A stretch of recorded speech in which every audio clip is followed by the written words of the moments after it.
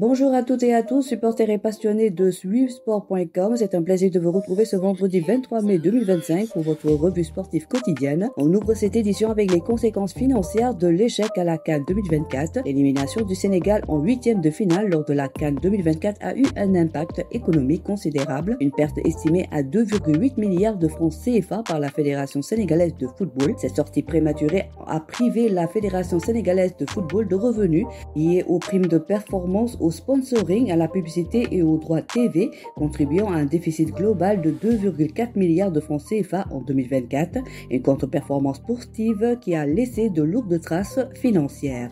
Le rapport financier 2024 de la Fédération sénégalaise de football confirme une situation préoccupante. Les subventions de la FIFA, de la CAF et de l'État ont été divisées par deux, atteignant seulement 1,05 milliard de francs CFA, notamment à cause de l'arrêt des travaux du stade Demba Diop et de l'annulation de plusieurs compétitions. Malgré tout, la Fédération sénégalaise de football a versé 1,75 milliard de francs CFA au club, soit 70% de moins que l'année précédente. Par ailleurs, le rapport révèle une gestion critiquée, 700 millions de francs CFA de matériel inutilisé, plus de 3 milliards dépensés pour des services extérieurs non justifiés et une hausse inexplicable des honoraires d'arbitres, des chiffres qui interrogent sur la gouvernance fédérale actuelle. Passons maintenant à une belle éclaircie côté football féminin. L'équipe nationale féminine du Sénégal a entamé de la meilleure des manières le tournoi UFOA 2025 avec une victoire 2-1 contre la Guinée à Nouakchott. Malgré l'absence de plusieurs cadres, les joueuses de Mamoussa Cissé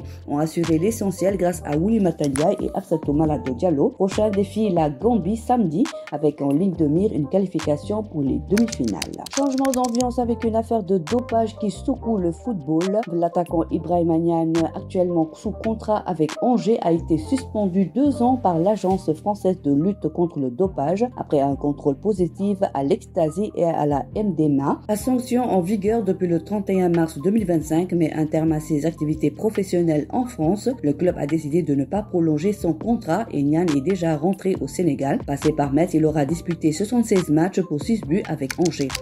On termine la semaine sur une belle success story venue de la République tchèque. Le jeune Elhaj Malik Diouf, pour sa première saison au Slavia Prague, a été récompensé doublement meilleur joueur étranger et révélation de l'année avec 7 buts et 3 passes décisives en championnat. Un titre collectif européen, 37 matchs joués et des débuts avec l'équipe nationale. Sa progression est fulgurante. Des clubs comme Fenerbahçe, Brighton et Liverpool sont déjà sur ses traces. L'avenir s'annonce radieux. C'est la fin de notre revue sportive pour cette semaine. On marque une courte pause le week-end et on se retrouve dès lundi ici même sur suivsport.com. Très bon week-end à toutes et à tous et que le sport continue de vous faire vibrer.